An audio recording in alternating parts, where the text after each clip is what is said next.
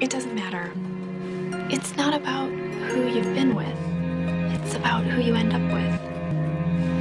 Sometimes the heart doesn't know what it wants until it finds what it wants.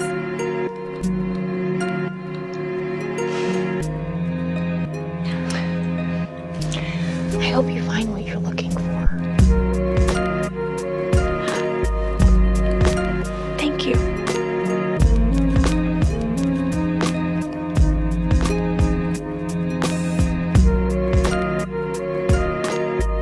You're not happy, John. It's obvious. At work and in your life, and I don't know, maybe with me. I just think we need a chance as humans to fail in order to discover what actually works. You know? People don't think there's a process to being happy. So what do you want? I don't know. I mean, I guess I just want a chance to find out. Who doesn't?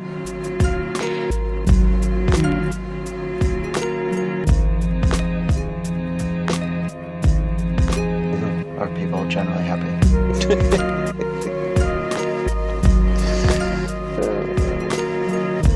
Happy's a funny word. In what way? What does it mean to be happy? Keep philosophers busy for a while. So, generally. Yes.